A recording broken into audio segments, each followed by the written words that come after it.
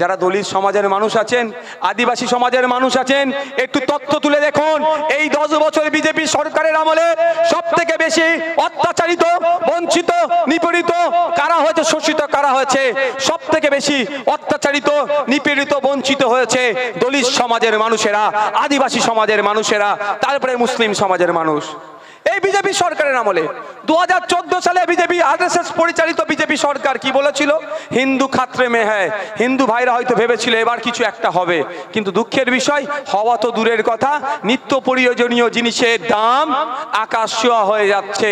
হিন্দুকে উদ্ধার করতে এসে আমার হিন্দু ভাইকে আরো বিপদের দিকে ঠেলে দিচ্ছে। ওইদিকে যিনি হিন্দুকে উদ্ধার করতে এসেছিলেন অমিত শাহজির ছেলে জয় শাহজি, তিনি আর ব্যবসা বেড়ে যাচ্ছে।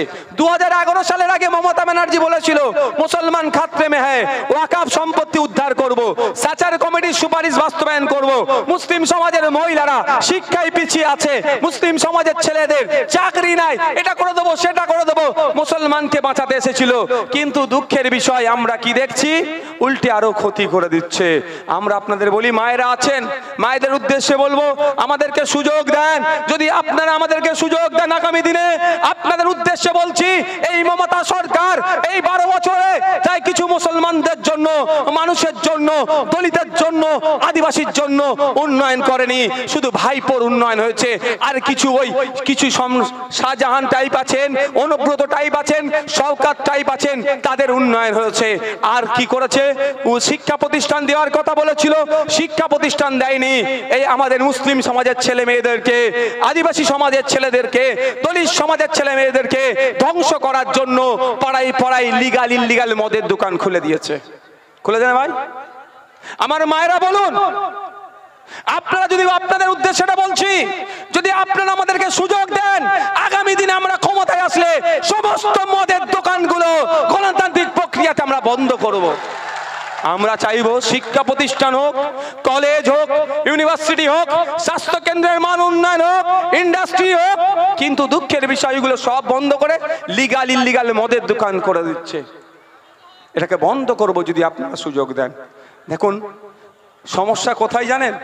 যখন আমি বিদ্যুৎ মণ্ডলের কথা বলছি, রোহিত ভেমুলার কথা বলছি, হিন্দু ভাইদের দেবত্ব সম্পত্তি, হিন্দু ভাইদের পূর্বপুরুষেরা দেবদেবীর নামে, মন্দিরের নামে বা মন্দিরের নামে যে সমস্ত সম্পত্তিগুলোকে উৎসর্গ করেছে সেগুলো হস্তান্তরযোগ্য নয়, সেগুলোকে বিক্রি করা যায় না।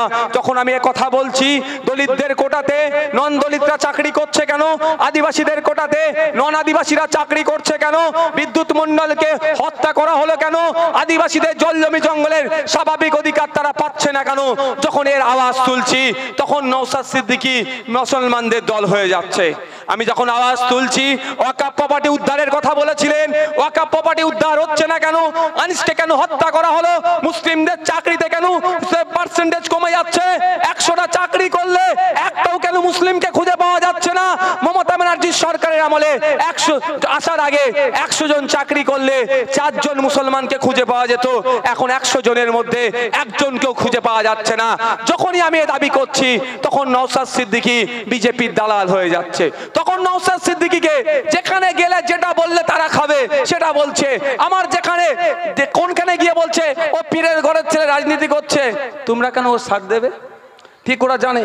শামশেরগঞ্জ আমি গিয়েছিলাম, সেখানে গঙ্গা ভাঙনের ফলে ওখানে মানুষ ক্ষতিগ্রস্ত হয়ে যাচ্ছে, তাদের জমি জায়গা সব গঙ্গা গর্ভে তলিয়ে যাচ্ছে।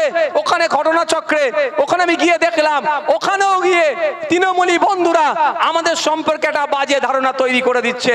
শামশেরগঞ্জে কিছু আহলে হাদিস সমাজের মানুষেরা থাকেন, সেখানে গিয়ে সুন্দর করে টোপ দিচ্ছে, এই তোরা তো আহলে হাদিস, তোরা কেন নওশাদ সিদ্দিকী পীরের সন্তান, তার কথা শুনবি। যেখানে আমার তবলিগ জামাতের ভাইয়েরা বেশি থাকেন, ঠিক একইভাবে যে বলছে আরে তোরা তবলিগ জামাত আর ফুরফুরাওয়ালা দলের উপরে বসে আছে, তুই কেন ওর কথা শুনবি? এটা আমাদের বন্ধ করতে হবে। মাযহাবী মাসালা নিয়ে যে সমস্যা আছে তারা মুফতি সাহেবরা বুঝে নেবে। এখন হকের লড়াই আসছি, কে দলিত, কে তাবলিগ, কে আহলে হাদিস, কে বেরেলি, কে ফুরফুরা, কে হিন্দু, কে মুসলমান, কে সাঁওতাল, কে আমরা দেখার দরকার নাই। আমরা মানুষ, আমাদের অধিকার চাই, আমাদের অধিকার চাই। আমি তো একটা কথা বলি, দুঃখ লাগে আমাকেও, আজকে সিদ্দিকুল্লাহ চৌধুরী মহাশয়ের কথা বলছি, যথেষ্ট তাকে সম্মান দিই, কিন্তু দুঃখের বিষয় তার পেছনে কি আছে?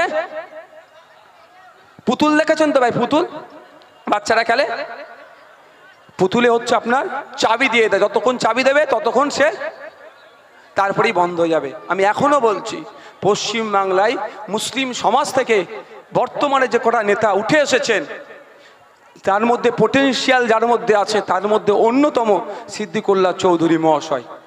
কিন্তু দুঃখের বিষয় মমতা ব্যানার্জি মহাশয়া তাকে নিয়ে তার যে বীজ দাঁতগুলো ছিল ভেঙে দিয়েছে। আমাকেও চাইছে কি লাগবে বলো, চলে আসো আমার দিকে, কিন্তু না, আমি ওই তো আমার নিজের স্বার্থের জন্য যাইনি। তাই বলবো, আমাদের মধ্যে কোন যায় পাড়াতে গিয়ে বলবে নওশাদ সিদ্দিকী মুসলমানদের ছেলে, তুমি দলিত, তুমি আদিবাসী, তুমি হিন্দু, তুমি ওকে কেন ভোট দেবে?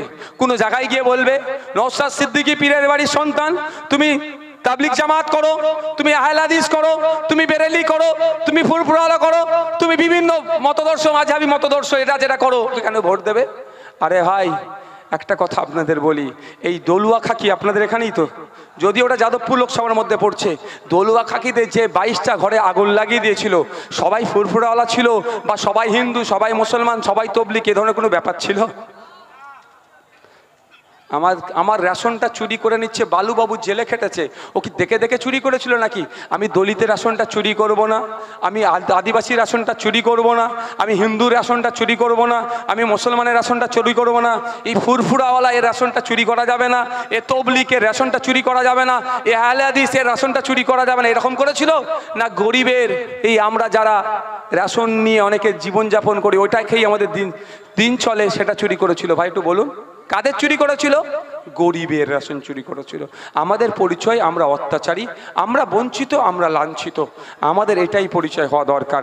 শুধু আমাদেরকে এটা ভেঙে, মানে এটাকে আমাদেরকে ভাগ করে দিতে চাইছে ওদের রাজনৈতিক ফায়দা নেওয়ার জন্য। মায়েদের বলবো, বাপেদের বলবো, এখান থেকে বিদায় নেবেন, বাড়িতে বাড়িতে চলে যাবেন, পাড়ার চায়ের দোকানে মাথায় বসবেন, যখন একটা কথাই বলবেন, 17 বার আমরা মানুষকে বিশ্বাস করে পার্লামেন্টে পাঠিয়েছি, আমাদের সমস্যার কথা পার্লামেন্টে যে বলেনি। একবার আমরা মেঘনাদ বাবুকে বিশ্বাস করে পার্লামেন্টে পাঠাই, যদি আমাদের কথা না বলে আমরা তাকে ছুঁড়ে ফেলে দেবো, আর আপনাদের কাছে ভোট চাইতে আসবো না। আর আপনারা সকাল সকাল যাবেন ইভিএম মেশিনে, যেখানে দেখবেন খামচিহ্নটা সেটাতেই শুধু হাত দেবেন, অন্য কোনো জায়গায় হাত দেওয়ার প্রয়োজন নাই। আপনাদের বলে রাখছি, ভোটের সময় যেমন এসে মেঘনাদ বাবু আপনাদের কাছ থেকে ভোট চাইছে, 5 বছর আপনাদের দায়িত্ব নিয়ে বলছি, মেঘনাদ বাবু আপনাদেরকে পরিষেবা দেওয়ার জন্য আপনাদের দ্বারে অর্থাৎ দুয়ারে এমপি থাকবে।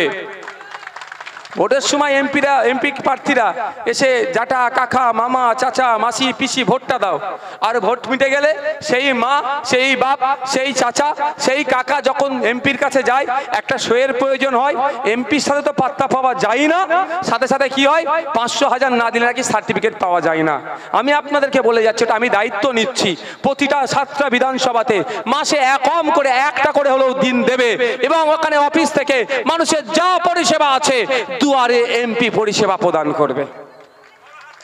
500,000-এর কোনো সার্টিফিকেটের প্রয়োজন নাই। তাই মায়েদের বলবো, তৃণমূলী বন্ধুরা বা বিজেপির চক্রে পা দেওয়ার দরকার নেই। অনেকে বলছে, আপনাদের লাস্ট কথা বলে শেষ করব, অনেককে কি বলছেন যে বিজেপিকে আটকাতে গেলে নাকি তৃণমূলকে লাগবে। বাবু একটু আস্তে আস্তে, বিজেপিকে আটকাতে গেলে নাকি তৃণমূলকে লাগবে। 2019 সালে এই ডায়লগটা দিয়েছিল তো নাকি? কি দেখলাম 18টা বিজেপিকে নিয়ে এমপি নিয়ে চলে আসলো। 2021 সালে একইভাবে এমন দেখাচ্ছিল নাকি বিজেপির বিরুদ্ধে তৃণমূলই লড়াই করছে, 77টা এমএলএ গিফট করলো। এখনো যদি আপনাদের ওরা টোপটা আপনারা খেয়ে নেন, তাহলে দেখবেন আগামী দিনে 42-এ 20 শুধু নয় 25 পার করে দেবে, শুধু ভাইপোকে বাঁচানোর জন্য মমতা ব্যানার্জি দিয়ে দেবে। আমাদের কি কর্তব্য হবে? মমতা ব্যানার্জি যদি তার ভাইপোকে নিয়ে এত চিন্তিত হয়, তাহলে আমরাও আমাদের এই ভাইপোগুলোর জন্য, ভাইদের জন্য আমরা চিন্তিত হব না? আমাদেরকে আমাদের ভাইপো দায়িত্ব নিতে হবে না? আমরা আমাদের ভাইপো দায়িত্ব নেব। আপনাদের বলে রাখি, যারা ভাবছেন তৃণমূলকে দিয়ে বিজেপিকে আটকাবেন, সেটা ভুল হচ্ছে। কারণ অলরেডি তৃণমূলের যারা পদপ্রার্থী আছে তাদের অধিকাংশকে মিস কল মেরে রেখে দিয়েছে সেন্ট্রাল এজেন্সি, ইডি, সিবিআই সব মিস কল মেরে রেখে দিয়েছে। দরকার লাগবে একটা করে তুলবে, চলাই, নাহলে তোকে তুলে নেবো। কি বাঁচার জন্য কি করবে? লাফ মেরে দেবে। তাই আপনাদের বলবো,